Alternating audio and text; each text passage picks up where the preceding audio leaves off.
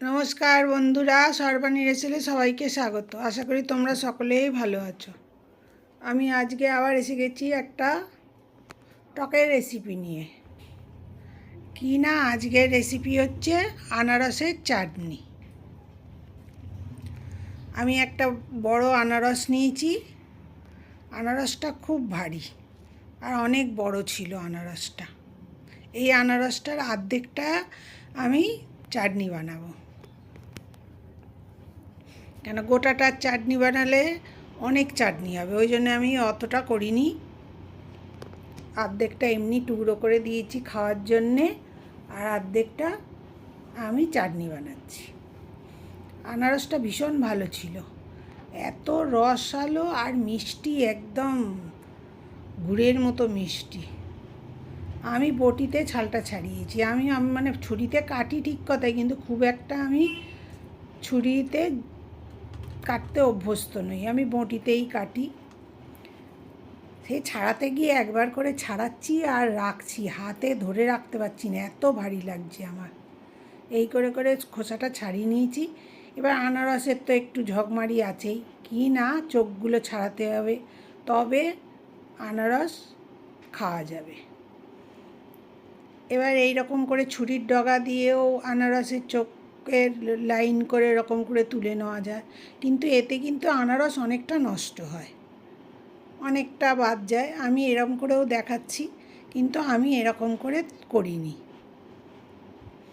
আমি এইরকম করে ছুরির ডগা দিয়ে একটা একটা করে চোখ তুলে নিয়েছি। বেশিক্ষণ লাগে না, তোমাকে ওই রকম করে করতে গেলেও 5 মিনিট তো লাগবেই, আর এই চোখগুলো তুলতে গেলে নয় আর 2-4 মিনিট বেশি লাগবে। আমি এই রকম করে চোখগুলো তুলে নিয়েছি। এতে কী হলো, আনারসটা বেশি নষ্ট হলো না। এরকম করে আমি আনারসটাকে পুরো চোখ তুলে পরিষ্কার করে নেব।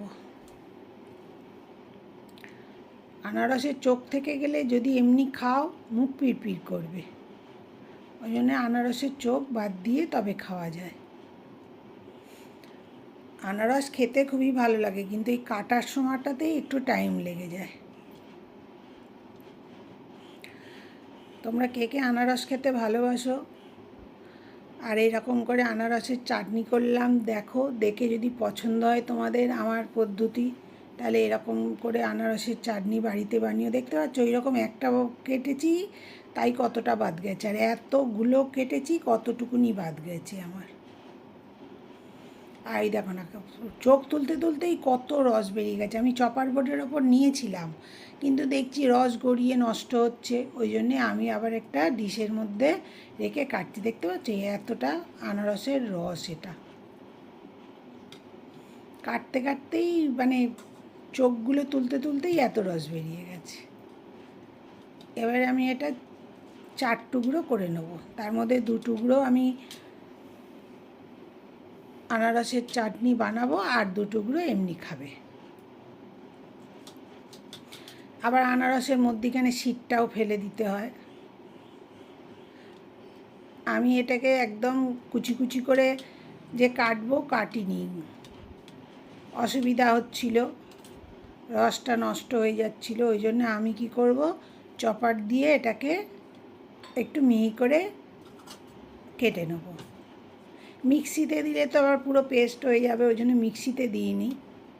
এর মধ্যিখানে শীতটা কেটে ফেলে দিচ্ছি, দিয়ে আমি আনারসটাকে রেডি করছি। খাওয়ার সময়তেও তো এই মধ্যিখানটাকে ফেলে দিতে হয়, এমনি খাওয়াতে কাঁচা অবস্থায় যে খাবে এগুলোকে ফেলে দিতে হয়। আমি এরকম ছোটো ছোটো করে টুকরো করে নেবো, নিয়ে দেখতে পাচ্ছ কত পেকে গেছে একদম, এবার কুচকুচ করে কাটা হয়ে যাচ্ছে।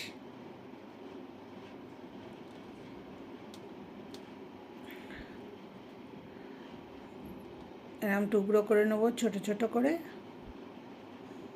আমার ভিডিও যদি তোমাদের ভালো লাগে আর নতুন বন্ধু যদি এসে থাকো, প্লিজ আমার চ্যানেলটা সাবস্ক্রাইব করে দিও ইউটিউব থেকে দেখলে, আর পাশের বেল আইকনটা প্রেস করে দিও, যাতে আমি কোনো নতুন ভিডিও দিলেই তোমাদের কাছে নোটিফিকেশান চলে যায়। আর ফেসবুক থেকে দেখলে একটু লাইক ফলো করো, আর সকল বন্ধু আমার সাথে থেকো এবং পুরো ভিডিওগুলো দেখো। তোমরা সাথে থাকলে আমার পথ চলা সুবিধা হবে, আমার এগিয়ে যাওয়ার জন্য তোমরা একটু আমাকে সাহায্য করো।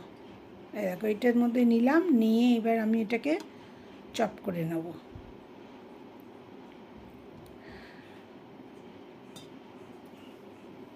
দেখতে পাচ্ছ, টুকরো করতে গিয়েও আবার কত রস বেরিয়েছে। আনারস নাম, এই জন্যে তার রস থাকবে না।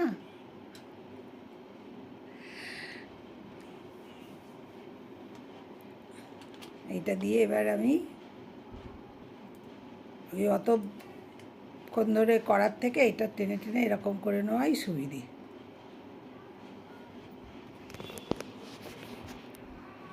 দেখো এইরকমভাবে তো হয়ে যাবে।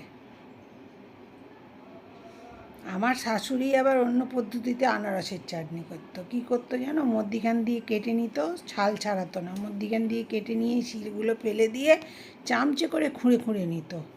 চামচে করে খুঁড়ে পুরো আনারসটা বার করে নিত আর খোলা ফেলে দিত। এরকম করে আমার শাশুড়ি মাকে দেখেছি আনারসের চাটনি বানাতে। আমি বিয়ের পরে এসে এইরকম করে দেখেছি। দেখতে পাচ্ছ এরকম করে নিয়েছি। নিয়ে এবার আনারসটাকে আমি বসিয়ে দিয়েছি, গ্যাসেতে বসিয়ে দিয়েছি, ফুটছে। এটা একটু আনারসটা তো সেদ্ধ করতে হবে। আমি ওই ঢাকা দিয়ে 10 মিনিটের মতো এটাকে, আঁচটাকে একদম কমিয়ে দিয়েছি, গ্যাসটাকে কমিয়ে দিয়ে 10 মিনিটের মতো ফুটিয়ে নিয়েছি, সেদ্ধ করে নিয়েছি। আমার কিন্তু এটাতে একটুও জল দিতে লাগেনি আনারসের চাটনি করতে গিয়ে।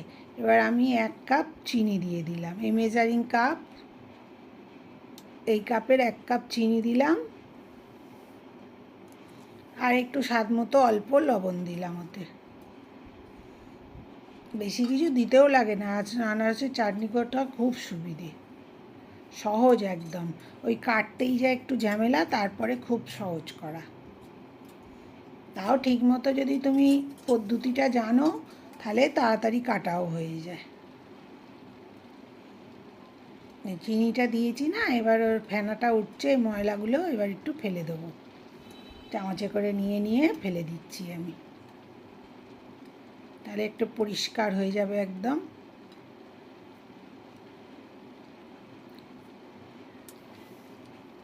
আমার আনারসের চাটনি বানানোর পদ্ধতি যদি তোমাদের ভালো লাগে একটু লাইক শেয়ার কমেন্ট করো। আর আমার যদি কোনো ভুলও হয়ে থাকে সেটাও তোমরা কমেন্টে জানাতে পারো যে না তোমার এইটা ভুল হলো। 1 মুঠো কাজু আর 1 মুঠো কিশমিশ আমি দিয়ে দিলাম ওতে, দিয়ে আবার একটু ফোটাবো। যারা আনারসের চাটনি করবে, এবার যদি মনে করো যে রসটা কম হচ্ছে, তখন সেদ্ধ করার সময় একটুখানি জল দিতে পারো। আমি ওর মধ্যে অল্প লেবুর রস দিলাম, একটা লেবুর 3 ভাগ দিয়ে দিলাম আমি ওটা, তাহলে বেশ একটু টকটক খেতে লাগবে, বেশ ভালো লাগবে বলে এইরকম দিয়ে দিলাম। এইটা রসটা দিতে হবে নামাবার একটু আগে দিতে হবে। আর একটু চেরি এরকম করে লম্বা লম্বা করে কুচি করে দিলাম। এটা দেয়া অপশনাল, কেন এটা কালারফুল হওয়ার জন্য দিয়েছি, দেখতে বেশ সুন্দর লাগবে এই কারণে দিলাম।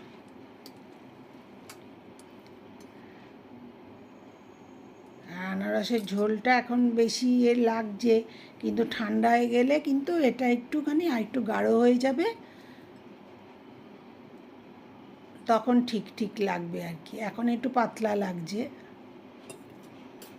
দেখতে পাচ্ছ আমার আনারসের চাটনি হয়ে গেল রেডি। করতে বেশিক্ষণ লাগে না, ওই সব মিলিয়ে 15 মিনিট আনারসের চাটনি তৈরি করতে লাগে। দেখতে পাচ্ছ কালারফুল কত সুন্দর দেখতে লাগছে।